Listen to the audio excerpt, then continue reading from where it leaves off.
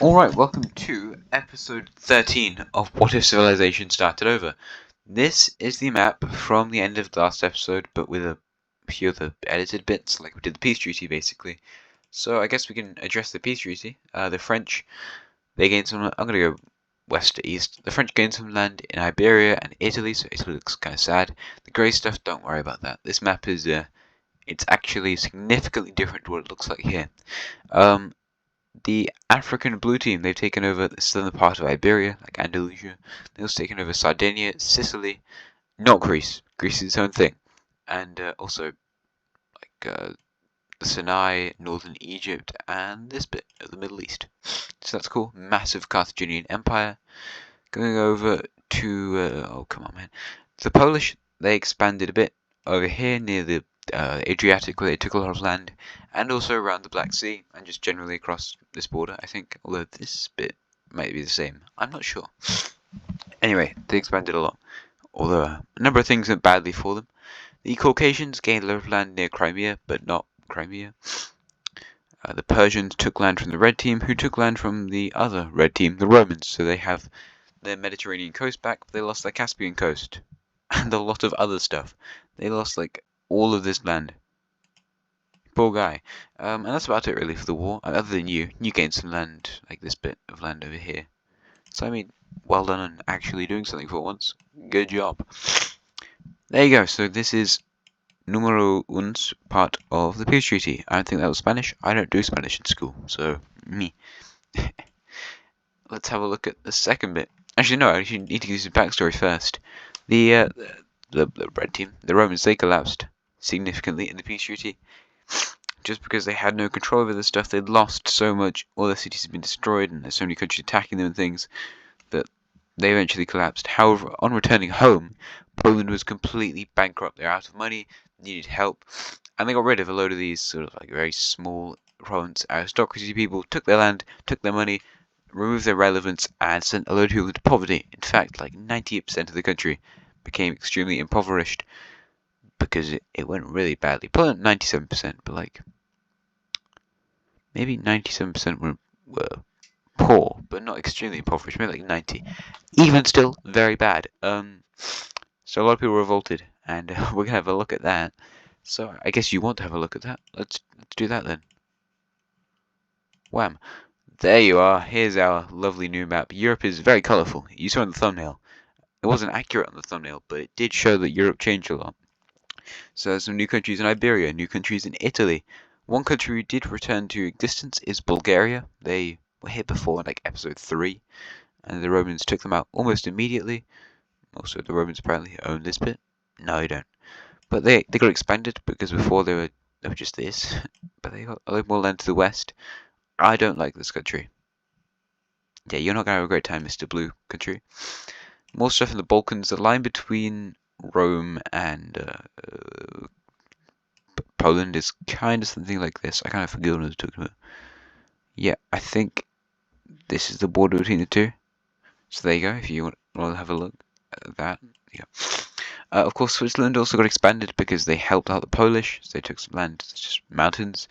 New countries up here, Denmark, and we've got some things right here. Loads of other stuff, people in really far off Eastern Europe. That's about it. Yeah, so not really many countries returning to existence, but a lot of new ones. So that's cool. Yeah, religion. That's not religion map. Where is the religion? No. There we are. Because let's have a look at ideology. Yes, the pink ideology. You know what the pink ideology is, don't you? You do know. You've seen it before. Down here in the Middle East, actually, these are theocracies. They are countries that are run by one religious group, and these 5 nations up here, which correspond to the Finnish, the Estonian, Russian, I guess, Lithuanian, and other Russian country, the red one. They are all theocracies. Their country is run by a religious leader, and I mean, the yellow country, I guess, actually, well, not, you're not yellow. You're a yellow capital though. Yellow ideology. There we go. They're not an absolute monarchy, so that's pretty cool. Well done on not being absolute. I'm just gonna split them in half because I can. There you go. So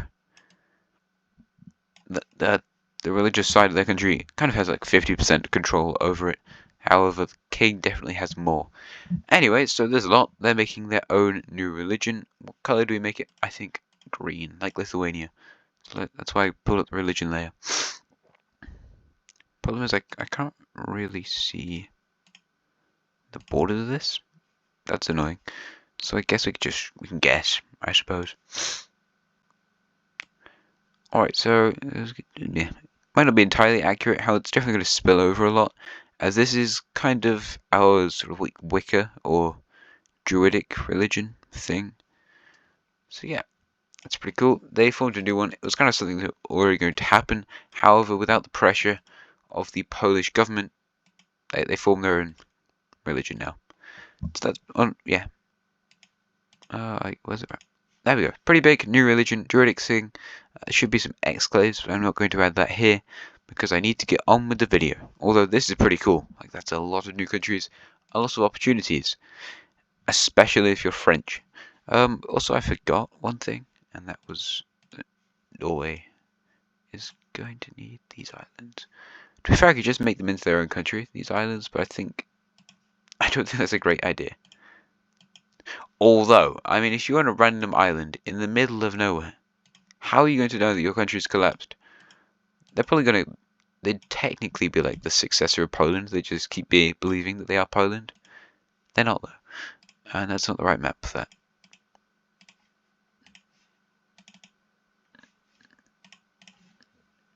Boom. As your capital city. I don't want to give you one, so you don't get one, mate. Sorry. They have a capital. It's right there in the middle. Don't worry. Yeah, anyway, back to France. So, they gained some land last time. If we look at the top 10, which I haven't edited, they're higher up it. So I guess we can do that later. But it's time for them to invade somebody. This is quick. France is already invading somebody.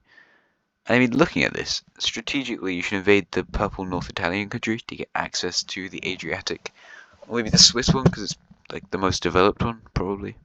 However, they're going to go after the Netherlands. And you're like, oh, why are they going after the Netherlands? Well, it's geographical, and also the Netherlands has one city, because the Swiss have this one, and the French have this one, and they just didn't get any cities other than their capital. So it goes very, very badly for them. The French will easily move in and take their capital city out here in the north. This is all just rural, and the French have a very easy conquest of this very short-lived Swiss country, Dutch country. So now this is entirely surrounded. Pretty cool. And yeah, stronger French Empire with this strange sort of open mountainous bit with no cities. They also in the entire British Isles, which is alright, I suppose. Anyway, yeah, you might also be thinking, how come Poland didn't exist but Rome does continue to exist? Well, Rome stabilized itself. Poland was on like the brink of destruction, and then it got destroyed. So yeah, Rome's a lot more stable, it's a lot more centralized, whilst Poland was very much like, do your own thing. The king's got what control he's got, and we're not going to try and change that. However, Rome, a lot more centralized, so they've still managed to exist. However, they're not in a great spot. But, you know, they exist. That's cool. Anyway, this is actually the country with the capital city where Poland's was, if you're wondering. This is Poland's old capital. They're a different country now, though. Are they still a monarchy? Pretty sure they still, yeah. You're an aristocracy though, and so are you. So that's cool. Anyway, let's go down to this disgustingness down here, because the blue and the purplish countries will be invading and partitioning this country who doesn't have a military. However, how are you going to partition it? The right way, of course. Why would they not partition it the right way? There you go. Borders, better, changed. Wow. By a blue country. It was just kind of funny having them. I thought, give the blue team exclave for a little bit of time, just because that'd be funny. So there you go. There's that fixed. I guess now we can go to a different. I don't know why I keep doing that. I need to stop doing that. Yeah, let's go to Africa, shall we? So after the recent successes of the North African country, African nationalism is pretty high, and some of these guys might start to follow this religion, but maybe not. I mean, there's some pretty big red team nationalists over across the Red Sea, so they might be influenced by them, but we'll see. As for the orange country, however, they're just going to be expanding their nation.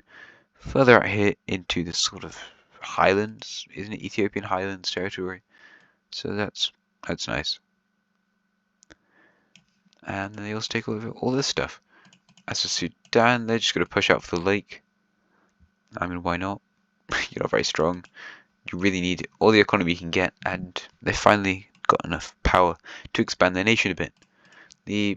Oh, come on, man. The pinkish country will expand up this sort of western side of the Nile area towards the border. Well, it's not really in the Nile. I think it's mostly desert over there, but oh well. To the border of the blue African country, and let's head over to Mesopotamia. Because, look, ideology, pretty split, you know? I guess there's a lot of absolute monarchies down here in the south, but this is more normal monarchy. And then there's some theocracies in the north and a few aristocracies. So yeah, that's cool for Europe, but I was meant to be looking at this bit, where there's some much larger countries, one normal monarchy though. And that kind of puts your target on your back, you know? Some people might want to conquer you in the future, but let's go do some other stuff with ideologies right over here in Asia, because these guys don't like the fact that you are an absolute monarchy, because you're an absolute pain. So they're going to just invade you, I guess. This is the only way you can resolve this, by invading their nation. Alright, so you got one city, two cities, I mean, but the green and the orange countries are both going to start an invasion into this very poor bluish country. You've got 3 cities, they've got 3, other guys got 2.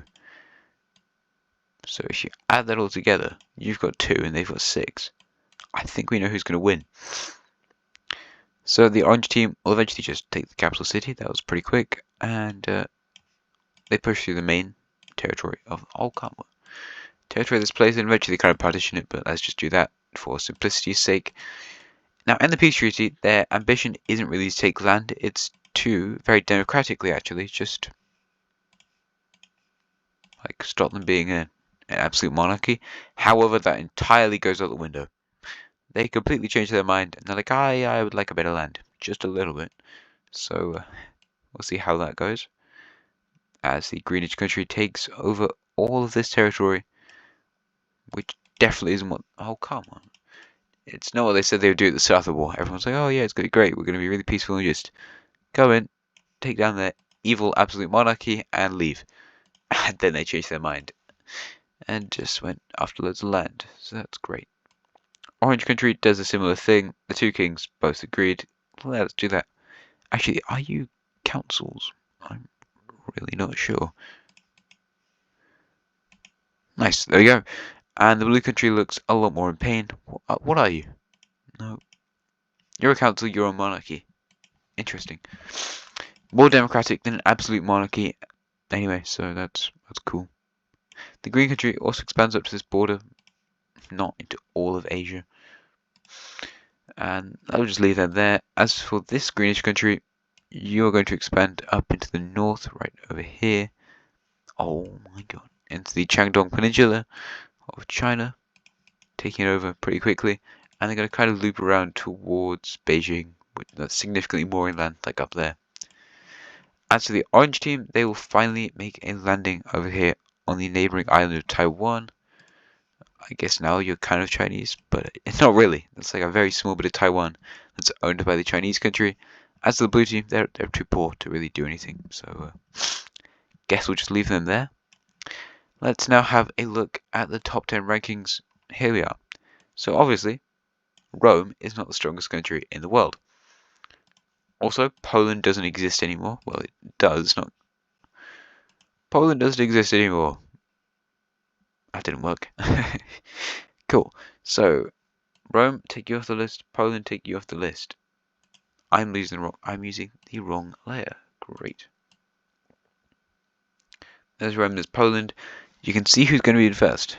And strangely enough, it's actually going to be Persia, who's going to be the strongest country in the world.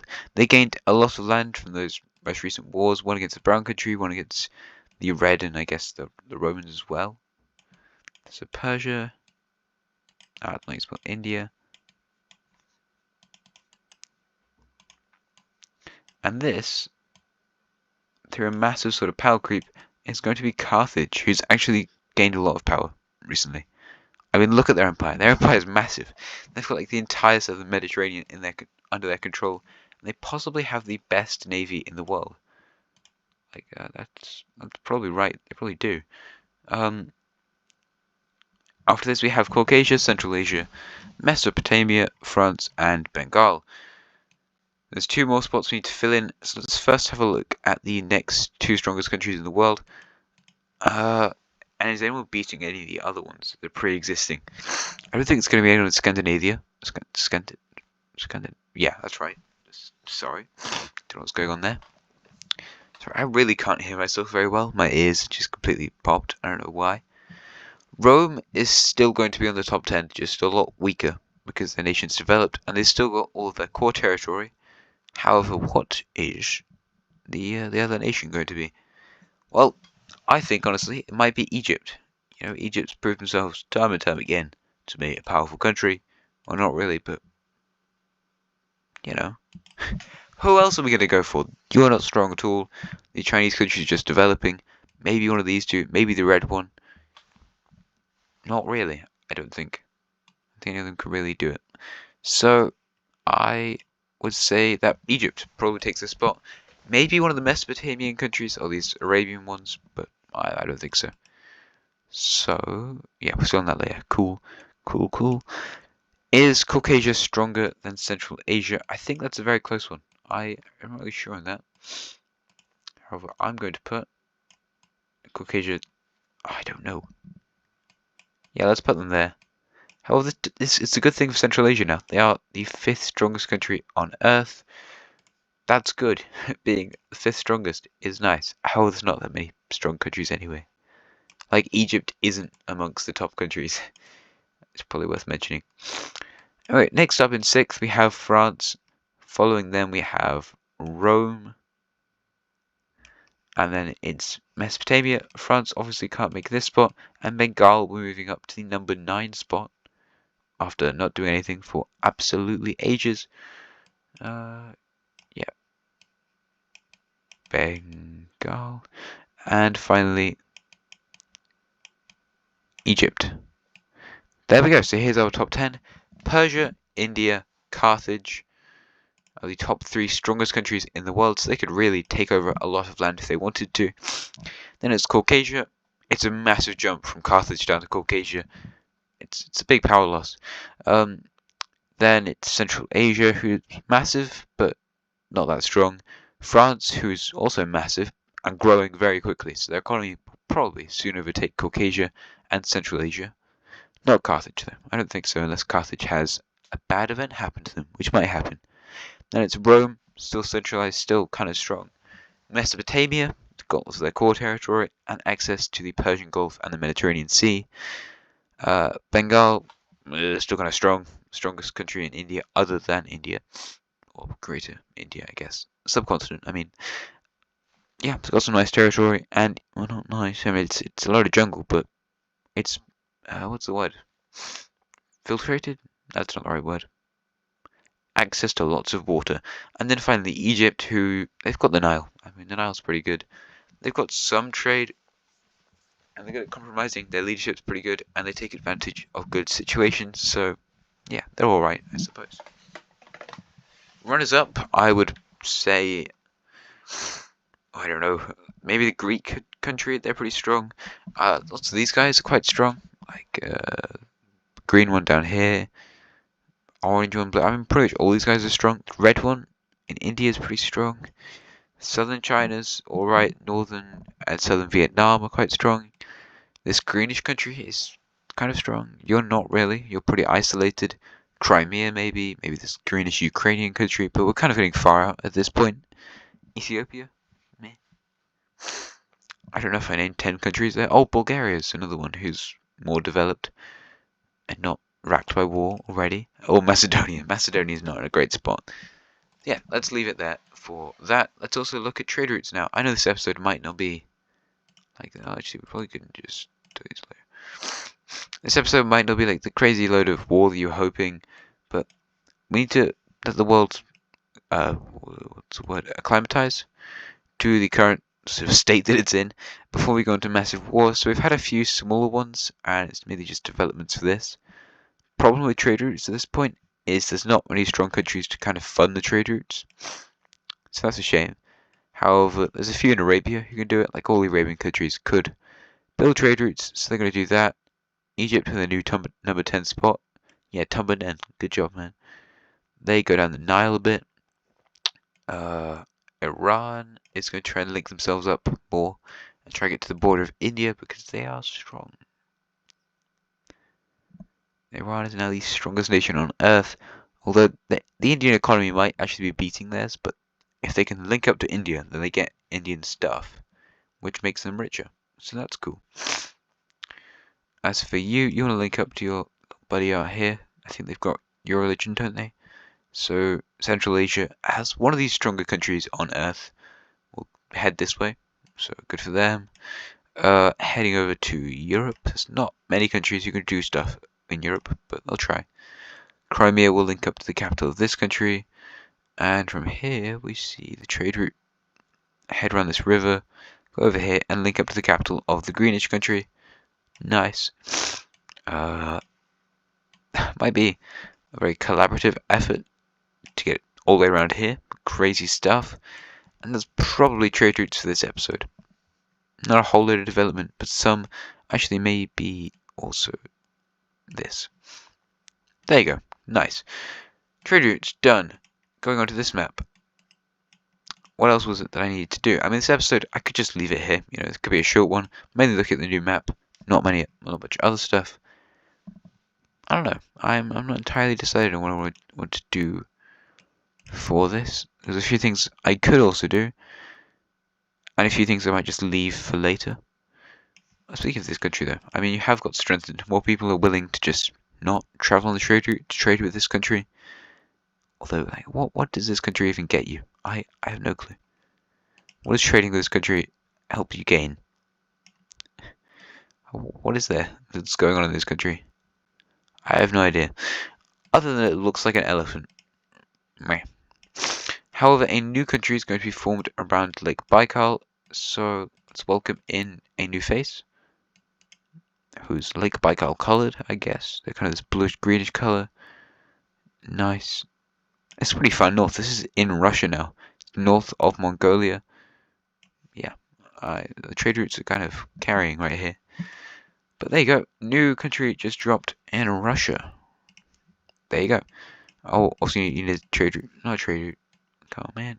You need a major city. There we go. Alright, I think that's going to leave it for today's episode. I hope you enjoyed. Europe looks very different, and just the world in general does look pretty different, I would say. Lots of new, more powerful countries, and a climate that's unstable and unpredictable. So, if you enjoyed today's video, please subscribe, I don't know, comment, suggest it to other people, and have a nice rest of your day. Goodbye.